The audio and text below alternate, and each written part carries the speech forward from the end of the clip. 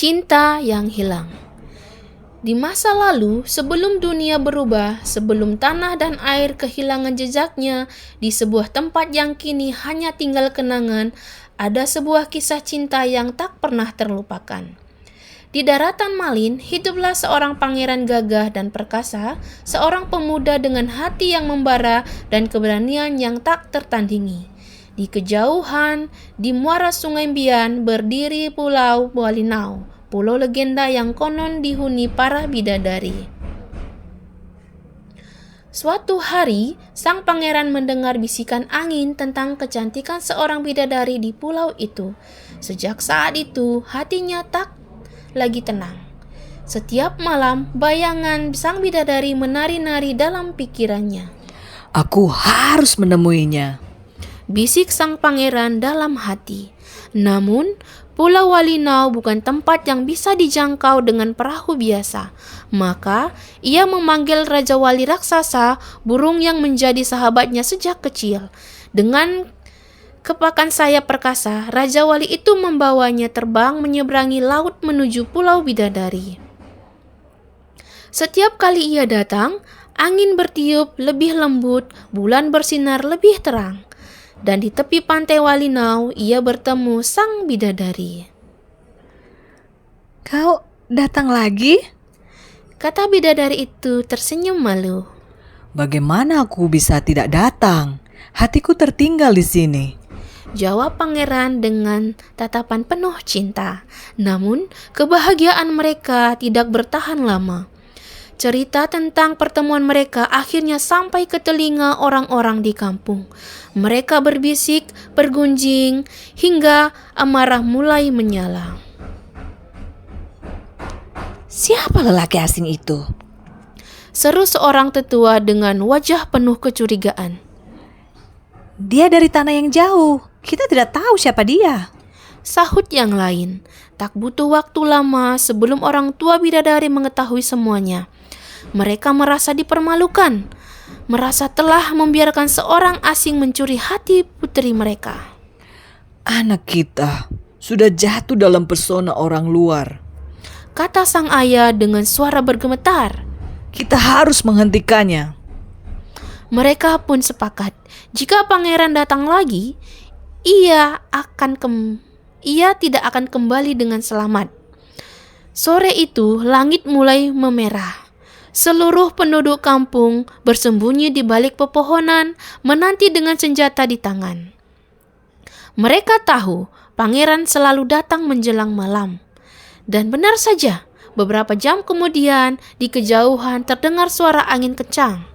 Sayap Raja Wali raksasa mengepak di angkasa, membawa pangeran menuju pulau yang ia cintai.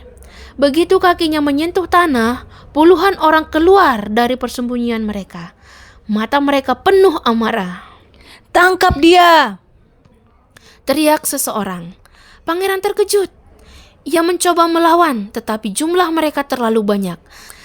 Tangan-tangan kasar mencekram tubuhnya. Pukulan demi pukulan mendarat di wajah dan tubuhnya. Darah mengalir dari hidungnya, jatuh ke tanah Pulau Walinau. Dengan sisa tenaga, ia merangkak menuju Raja Wali yang setia menunggunya. Burung itu menjerit, mengepakkan sayapnya, dan dalam sekejap membawa pangeran kembali ke tanah asalnya. Namun, luka di tubuhnya bukanlah yang paling menyakitkan. Luka di hatinya jauh lebih dalam. Cinta yang kupelihara, harapan yang kutanam, semuanya hancur. Karena malu dan patah hati, pangeran memilih mengasingkan diri ke Do Adaka di Pulau Kimam. Di sana, ia merawat luka-lukanya, menahan kepedihan yang tak bisa diobati oleh waktu. Tapi dendam tidak pernah tidur. Setelah sembuh, ia kembali.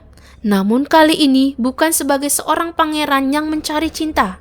Ia kembali sebagai dewa badai dengan kemarahan yang mengguncang langit dan bumi. Petir menggelanggar, halilintar menyambar, angin taupan mengamuk. Pulau Walinau yang dahulu indah penuh kehidupan kini dihantam badai dahsyat. Gelombang laut naik tinggi, menelan tanah, rumah, dan orang-orang yang pernah mengusirnya. Hewan-hewan mati, tanah tersapu bersih, dan hanya puing-puing yang tersisa. Pulau Walinau telah hilang. Di tengah kehancuran itu, beberapa orang berusaha menyelamatkan diri. Seekor biawak, satu-satunya makhluk yang bertahan di pulau itu, berenang melintasi lautan, berjuang mencari daratan. Ia tiba di Mawal di Muara Ambian, lalu melanjutkan perjalanan ke komunitas di Ndalim yang kini dikenal sebagai Kampung Domande.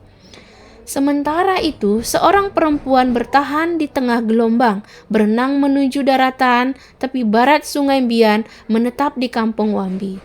Sebagian lainnya terombang-ambing hingga mencapai kepala Kalimbian di Kaniskobat, Ilhep, dan Ikhalika.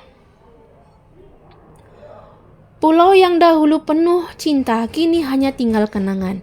Hanya desiran angin dan riak ombak yang terus berbisik membawa kisah tentang pangeran yang kehilangan cintanya, tentang bidadari yang tak lagi bisa ditemui, dan tentang tanah yang hilang dalam murka badai. Dan hingga kini, laut yang menggantikan Pulau Walinau tetap bergelombang ganas, seolah masih menyimpan amarah dari cinta yang hilang.